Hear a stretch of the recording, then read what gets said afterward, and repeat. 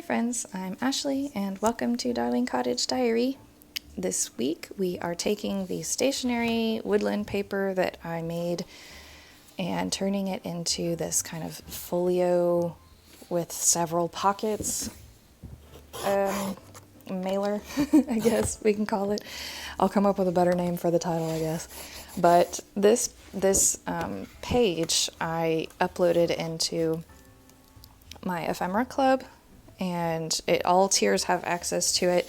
You can print it as many times as you want, as well as have access to all the other digital ephemera I've been uploading there for over a year. So there's plenty for you to print and print and fussy cut or print and use at your leisure. It's all vintage images and handmade stuff from me. But this is a high resolution image that I printed on regular cardstock, and I think I set it to the greeting card print setting. Using photo matte paper also does well with these images. So either one that you want to use for your printer, it will look good. It will look acceptable. If you do the regular standard paper, it doesn't look very good. So make sure you change the printing setting. And as you can see, I messed up here. And I am a roll with the punches kind of person when I mess up crafting. This whole thing was such an adaptation because I had an idea in my head of how I wanted it to go. And I even made a prototype. And then as I made it, I ended up changing the design. But y'all would probably laugh at me knowing how often that happens. So it changes when you start recording things. I don't know, different things come to you and it gets exciting anyway. So I didn't want to reprint another page and start all over and, use up more ink. So I just decided to cover up that corner with this cute little mushroom stamp, and it kind of pulls together the little drawn mushroom and the paper anyway. And I was going to punch through it, but I don't know, I changed my mind because I didn't want to mess up the image. So this new series I'm doing is going to be a DIY gift series, and it'll basically go up until the end of the year because it's the holiday, it's kind of the season of giving, right? There are something like 27, 30 holidays that celebrate the winter solstice, and most of them involve gift giving. And so I love DIY gifts. I always make gifts for my intimates, and obviously they're going to be paper crafts for my channel, but just giving cards is very common. Sending cards to loved ones far away, and pen pals, as well as giving things like money or gift cards. You want to dress them up. You want to make them personalized, even if you're doing something that's a little bit more on the simple side. So I thought I could offer some ideas there.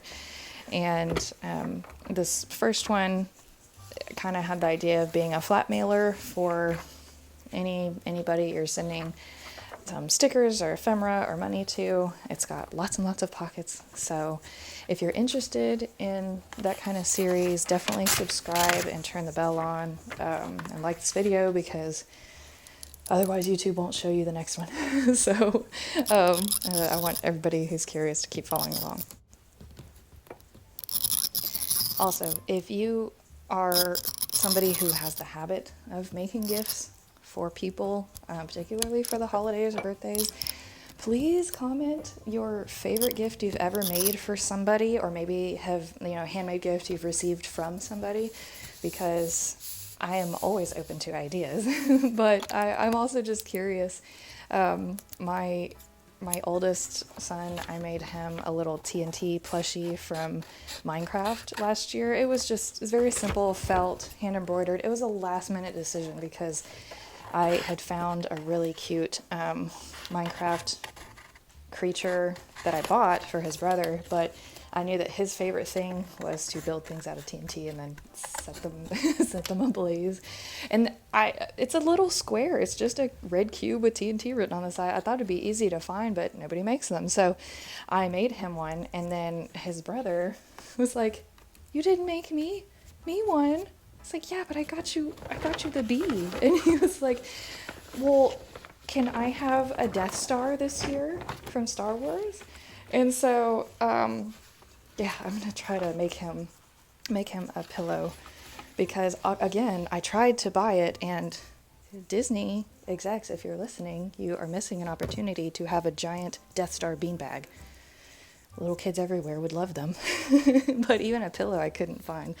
So that's what I'm making for them. And I usually make little hand and body products, and for my sister and friends, and I've done tea blends, I've done all kinds of stuff. So anyway, please let me know your favorites, because I'm very, very curious.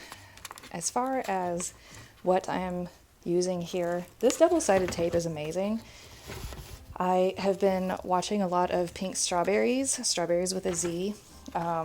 She has some amazing tutorials. If you don't already follow her, I'm sure you do. But she uses this double-sided tape, and it's fantastic. I do still like my acetone glue for certain things, but any big folding projects, it is way stronger than I assumed it would be. And that whole handful of different sizes all come in one package. I thought it was just one size, and the link that I have listed in my Amazon tools, it sends you all of those. And so it's really convenient for everything I've been making so far. And anyway, so if you are struggling with glue or anything like that in these kind of projects, I definitely recommend getting that. Speaking of projects, I also want these to be like budget accessible. I know the kind of climate that we're living in this year is tough for a whole lot of people, and don't think you have to run out and get some fancy vellum like this. A cereal bag, like a rinsed out cereal bag, as well as just plain baking paper, works really, really well for this insert for making the pockets. And originally I wanted to make a little, just kind of a wallet, accordion wallet with this, but then the vellum was so pretty it was going to be covered up, the little, the flowers. So I turned it into a little folio, but instead of doing what you'll see happens later, where you can see the front of the pockets, you can just add one more layer of tape to make it a closed wallet, so you don't really see the outside of the liner at all. It just acts as the pockets whenever you open the pocketbook. So yeah, both of those things work really, really well for any tutorial that demands vellum, just in case you don't have any.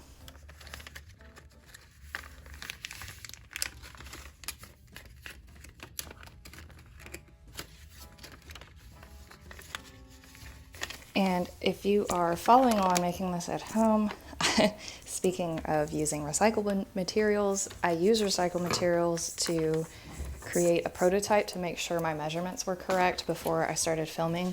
And because I was using a cereal liner for the pockets, the inner pockets, they're a little bit, they give a little bit more, they're a little more bendable. And I didn't realize the texture was going to be off that much. And so what you see in a minute of how I cut the last of the pockets, it's because that's how I did it with the plastic. And turns out I should have, with the vellum, probably, or baking paper, if you're using baking paper, it should have cut off that pocket first and then glued it on, because of what you're going to see happens here. It's a little tougher, and it made the edges really, really painfully frayed. And so I had to, I was able to fix it. I just skimmed the edge a little bit, but it did break my heart a little bit while I was doing this, because it cut very smoothly with the cereal bag liner. So just FYI, if you are using vellum, cut first, then glue, or cut first, then tape. So as you can see here, we have two open bottoms, and technically I'm sure you could leave them open because we're going to be folding it over, but because of the way I changed the design, if you're making it just an accordion wallet, you don't have to do this step. But if you want to make it into an open folio with a lot of pockets, then you do need to do this so that your ephemera and whatever you're stuffing it with doesn't fall through the center when it's fully open. So it doesn't have to go edge to edge unless you are putting like confetti or very small stickers in it. If you're doing larger pieces or a note or money or, you know, like bills, you don't have to worry about going corner to corner. But, and it, you know, nobody's going to see it. So if it happens to get a little bunched up like mine did, it's okay. Nobody's there to see you crafting it.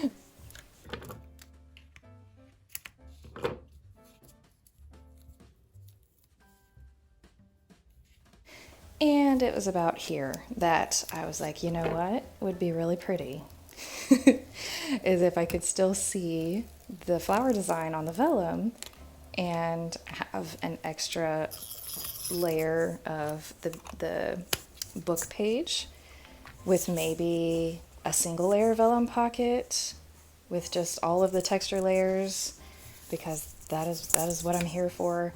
And you know, the bottoms are already taped closed anyway, so why not go for this? So again, here, if you are not wanting it to open fully, you would not put the book page down. You would just stick your layers of pockets in between, close it, and then pick up the tutorial from after I do all of these next steps. But if you are somebody like me who is very excited about having it open all the way out, then you would need to do all of these steps.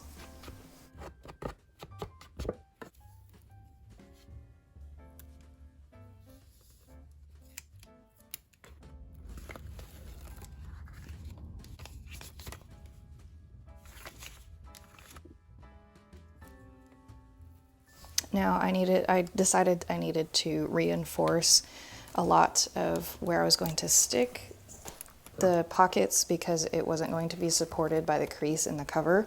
It was going to be self-supporting against the cover, and once you start adding things to the pockets, I knew it was going to get heavy. So I decided to add a little bit thicker tape just to reinforce it so it doesn't fall off whenever you open it. And as far as the little closure situation, I decided to just do one of the little paper buttons, and whenever I do those I tend to double them up because it just makes them stronger. And if you don't have one of those alligator claw tools that I'm about to use, that's fine. You can glue or sew just like a spare button you have from an old shirt on there with your string. It'll look just as pretty, and you don't need any special tools. So I end up doing that later for the other closure on the other side.